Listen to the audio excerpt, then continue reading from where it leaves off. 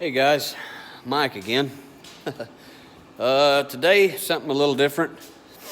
We've got it's an '04 Ford F-150. It's actually a Heritage. It's the old body style.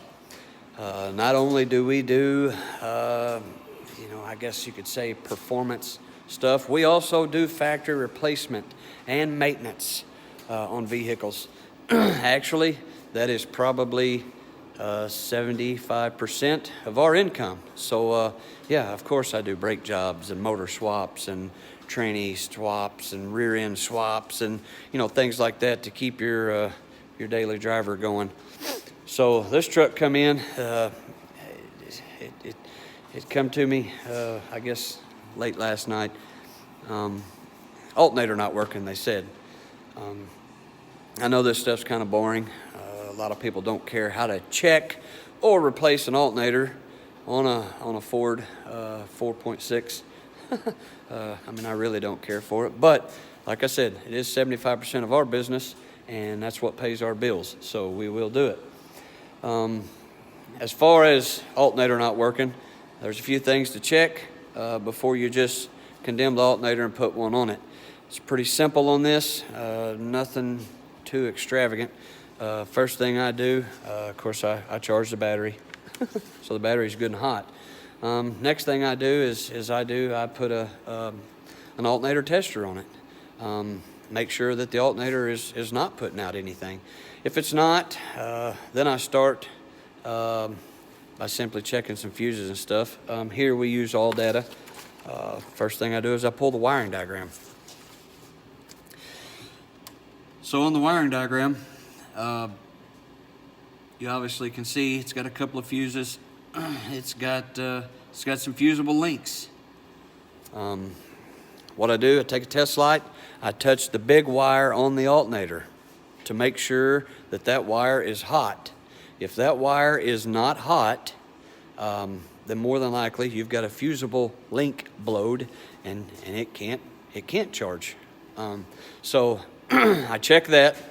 If I've got 12 volts on that wire, all is good. Next, I do just what the wiring diagram says. I go to the battery junction box. There's two fuses there that pertain to the charging system. Battery junction box is usually under the hood on a Ford, somewhere in in this area, driver's side, just like any other fuse box. And I check my fuses, whether they be hot all the time or hot in the run position, whatever. After that, I follow the wiring diagram, and lo and behold, there's a fuse inside the truck. It happens to be on the left side of the dash, driver's side, and there's one fuse in there. I check that. It is a key on hot only. Check that. Fuse is good. A lot of times after that, everything seems to be okay. I will check resistance in the wires to the connector, the back side of the alternator, to make sure that I don't have a broke wire or a pin pushed out of the connector. I see that a lot, that a pin will come out of the connector, or even where they were crimped from the factory, that it will, the wire will be broke right there. I see that a lot, and it's just from time and age and where it was crimped. And this truck lives the majority of its life on a gravel road. It is a chicken house truck, and if you don't know what a chicken house smells like, you need to get out of your house and go visit one. They stink. Guess what? The trucks smell just like them. So I check all that stuff. If everything looks good there, doesn't appear to have any broke wires, alternator's bad. So I don't have them rebuilt. I always just buy a new alternator for one. They come with a warranty, pay parts and labor.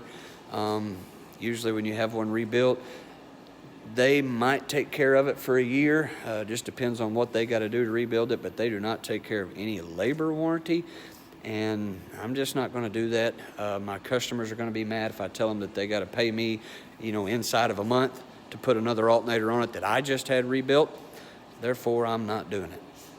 As far as the replacement, it'll be time-lapsed. Again, I think that stuff is boring. It will take me longer to set the camera up and get everything going than it will be to replace the alternator. I have done checked this truck. It does have a bad alternator. The battery will charge up. It did not drain the battery so bad that the battery's dead. So I guess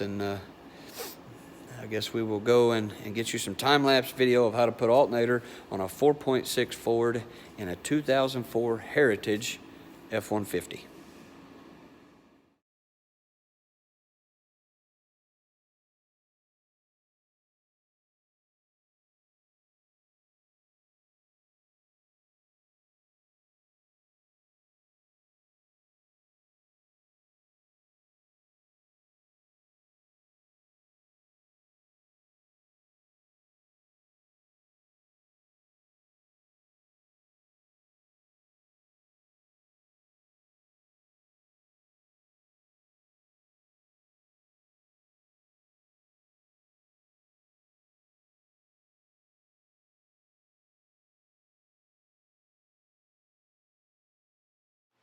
That's going to be all there is to this video. Wasn't very exciting. Maybe it'll help somebody figure out how to diagnose theirs. It's pretty simple. Like I said, there's a couple fuses you need to check. Other than that, no big deal. So again, if you like that video, give it a thumbs up, subscribe, share. We're still a new channel. Content will get better. The editing will get better. I just got to figure all this stuff out. Just a dumb old country boy. So I think that's going to be it. Thanks, guys.